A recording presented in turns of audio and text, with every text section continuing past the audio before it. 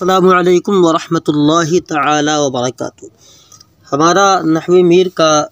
جو ہے 4 لیکچر ہو چکا ہے، اب یہ ہمارا 5واں لیکچر ہے نحو میر کا، جس میں علامات فعل بیان کیے جائیں گے۔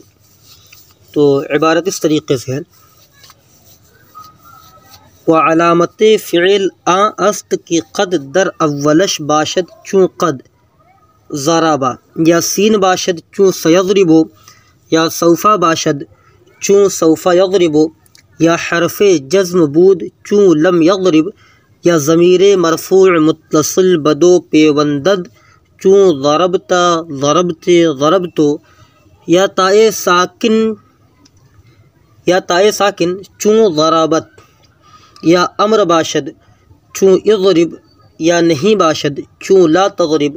وعلامت حرف است کی ہیچ علامت از علامات اسم و فعل درون نبود۔ اب ہم اس کا ترجمہ پڑھتے ہیں۔ وعلامت فعل است کی قد در اولش باشد چون قد ضربا، اور فعل کی علامت یہ ہے کہ قد اس کے اول میں ہو، جیسے قد ضربا، یا سین باشد چون سیضرب، یا سین ہو جیسے سیضرب، یا سوفا باشد یا سوفا ہو چون سوفا یضرب جیسے سوفا یضرب، یا حرف جزم بود یا حرف جزم ہو چون لم یضرب جیسے لم یضرب، یا ضمیر مرفوع متصل بدو پیوندد چون ضربتا ضربت ضربتو، یا تائے ساکن چون ضربت، یا ضمیر مرفوع متصل اس سے لگی ہو جیسے ضربتا ضربت ضربتو، یا تائے ساکن جیسے ضربت، یا امر باشد چون اضرب، یا امر ہو جیسے اضرب، یا نہیں باشد چون لا تضرب، یا نہیں ہو جیسے لا تضرب۔ وعلامت حرف است، ابھی یہاں تک جو ہے فعل کی علامتیں بیان کی، اب کہہ رہے ہیں وعلامت حرف، اب حرف کی علامت بیان کر رہے ہیں۔ وعلامت حرف است کی ہیچ علامت از علامات اسم و فعل درون نبود، اور علامت حرف یہ ہے کہ اسم و فعل کی علامتوں میں سے کوئی علامت اس میں نہ ہو۔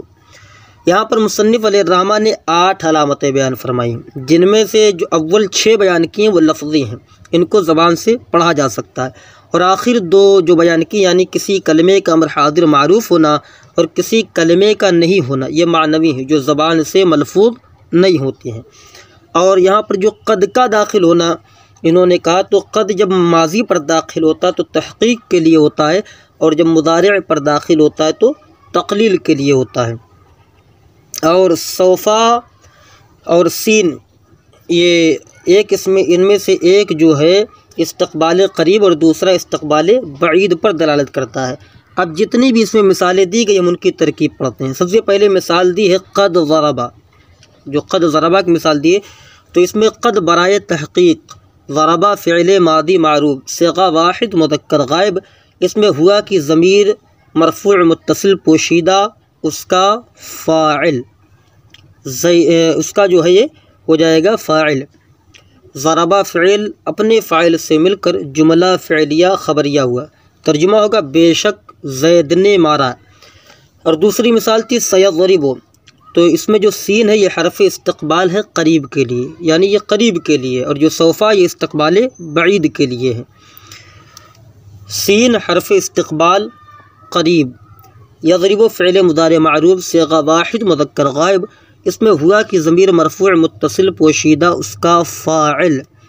یضرب فعل اپنے فاعل سے مل کر جملہ فعلیہ خبریہ ہوا، ترجمہ ہے زید عن قریب مارے گا، زید عن قریب مارے گا۔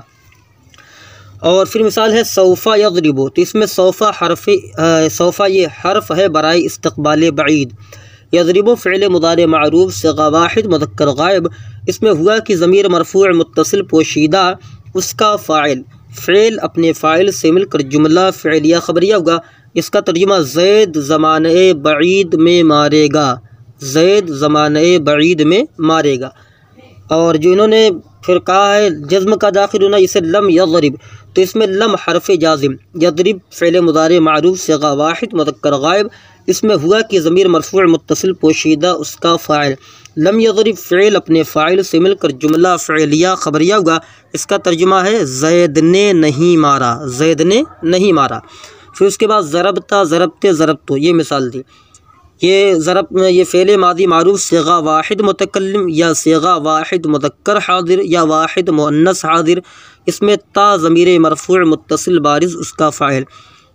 فعل اپنے فاعل سے مل کر جملہ فعلیہ خبریہ ہوا، ترجمہ ہوگا میں نے مارا، یا تجھ ایک مذکر نے مارا، یا تجھ ایک مذکر نے مارا، یا تجھ ایک مؤنث نے مارا۔ اور جو دوسری تائے ساکنہ کی مثال دی تھی ضربت، تو ضربت فعل ماضی معروف صیغہ واحد مؤنث غائب، اس میں ہیا کی ضمیر مرفوع متصل پوشیدہ اس کا فاعل، ضربت فعل اپنے فاعل سے مل کر جملہ فعلیہ خبریہ ہوگا، ترجمہ ہے اس نے مارا، اس ایک مؤنث نے مارا۔ اس کے بعد ہے اضرب فعل امر کی مثال، تو اضرب فعل امر حاضر معروف صیغہ واحد مذکر حاضر، اس میں انتا کی ضمیر پوشیدہ اس کا فاعل، جس میں ان ضمیر مرفوع متصل فاعل ہے اور تا علامت خطاب ہے۔ اب اضرب فعل اپنے فاعل سے مل کر جملہ فعلیہ انشائی ہوا، جس کا ترجمہ تو مار، اضرب کا معنی تو مار۔ لا تضرب فعل نہیں معروف صیغہ واحد مذکر حاضر، اس میں انتا کی ضمیر پوشیدہ اس کا فاعل، جس میں ان ضمیر مرفوع متصل فاعل اور تا جو ہے علامت خطاب، انتا میں ان یہ ضمیر مرفوع متصل فاعل ہے اور تا یہ علامت خطاب ہے۔ لا تضرب فعل نہیں اپنے فاعل سے مل کر جملہ فعلیہ انشائیہ ہوگا، جس کا ترجمہ تو مت مار، جس کا ترجمہ تو مت مار۔